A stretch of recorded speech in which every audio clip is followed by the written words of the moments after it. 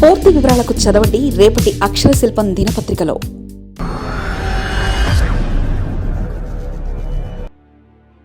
తమిళనాడులో number game. Majority మార్కుకు 6 సీట్ల దూరంలో విజయ్ ప్రమాణ స్వీకారం మరింత ఆలస్యం.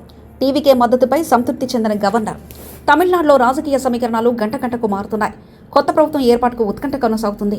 కాంగ్రెస్ మద్దతుతో ప్రభుత్వం ఏర్పాటుకు అనుమతి కోరుతూ తమిళగ వెట్రి కళగం చీఫ్ విజయ్ బుధవారం గవర్నర్ను కలిశారు. అయితే విజయ్కున్న సంఖ్యాబలంపై గవర్నర్ సంతృప్తి చెందడం లేదని తెలుస్తుంది. విజయ్కు కాంగ్రెస్ మద్దతు ప్రకటించినప్పటికీ డీఎంఏ కూటమిలోని వామపక్షాలు కలిసి రాకపోవడంతో రేపు విజయ్ ప్రమాణ స్వీకారం ఉండకపోవచ్చని తెలుస్తుంది. తాజా అసెంబ్లీ ఎన్నికల్లో 108 గెలుచుకుని టీవీకే అతిపెద్ద పార్టీగా అవతరించిన మ్యాజిక్ మార్క్ 118 సీట్లకు 10 సీట్లలో దూరంగా నిలిచింది. దీంతో కాంగ్రెస్ 5 బలంతో టీవీకే ప్రభుత్వం ఏర్పాటు కోసం కసరత్తు ముమ్మరం చేసింది. ఈ మేరకు టీవీకే అధినేత విజయ్ గవర్నర్ రాజేంద్ర విశ్వనాథ్ ఆర్లేకర్ను కలిసి ప్రభుత్వ ఏర్పాటుకు అనుమతించాలని కోరారు. అయితే టీవీకేకు ఉన్న సంఖ్యాబలంపై గవర్నర్ సంతృప్తి చెందలేదని తెలుస్తుంది. ఈ నేపథ్యంలో విజయ్ సంఖ్యాబలం నిరూపించుకోవాల్సి ఉంది.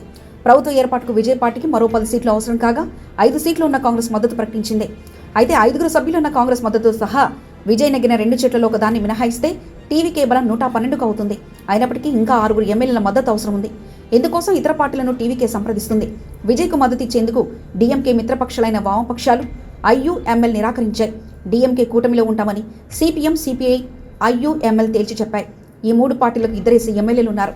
డీఎంకే మరో మిత్రపక్షమైన బీసీకే టీవీకే పార్టీకి మద్దతిచ్చే విషయంలో ఇంకా నిర్ణయం తీసుకోలేదు. ఆ పార్టీకి సైతం 2 ఎమ్మెల్యేలు ఉన్నారు.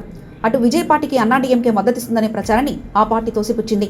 ఆ వార్తలు పూర్తిగా అవాస్తవమని అన్నాడీఎంకే నేత కేపీ మునుస్వామి వెల్లడించారు. దీంతో విజయ్కి ఇంకా ఎవరెవరు మద్దతిస్తారో ఇంకా క్లారిటీ రాలేదు. ఈ నేపథ్యంలో ప్రభుత్వ ఏర్పాటుకు విజయ్ను గవర్నర్ ఆహ్వానించలేదని తెలుస్తుంది.